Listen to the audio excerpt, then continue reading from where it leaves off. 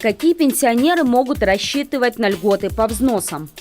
Гражданам старше 70 лет одиноко проживающим и гражданам одиноко проживающим старше 80 лет или проживающим с членами семьи, которые также или старше 70, или старше 80, предоставляется фиксированная выплата на капремонт.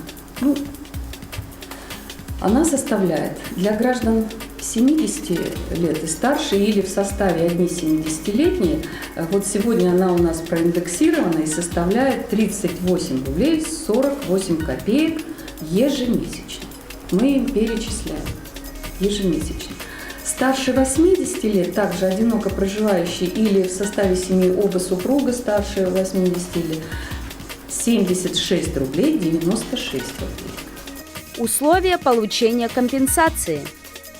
Требования: нету долга ни по одной услуге, любой, и собственники жилья. Очень часто, что не являются собственниками, проживают, зарегистрированы вдвоем, но собственником является сын или дочь. Тогда льгота не положена. Буквально с начала этого года были внесены еще дополнения в этот закон и, в принципе, улучшено, что если, допустим, третий или второй член семьи является инвалидом первой и второй группы, но возраста не достиг, естественно, 70 и 80 лет, то эту льготу мы также оформляем. Появилась информация о том, что в Коми собираются увеличить размер компенсации расходов на оплату взносов на капремонт. Так ли это? Буквально сейчас, вчера, главой Республики Коми инициирован законопроект о повышении размера выплаты 70-летним одиноко проживающим и старше почти в 3 раза. То есть вот эти выплаты, которые я назвала, 38 и 76, будут увеличены более чем в 3 раза. Расскажите о порядке получения льготы. Порядок получения льготы. Это проезд строителей 27, пятница неприемный день. При себе иметь последние квитанции.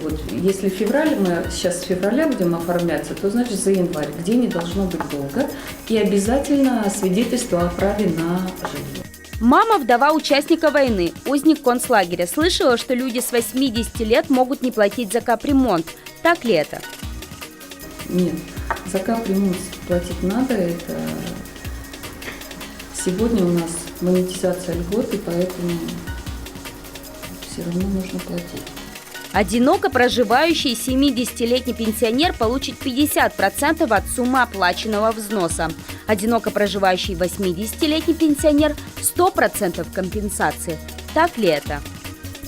Нет, он получает четко фиксированный размер компенсации на капремонт, который будет установлен законом Республики Коми.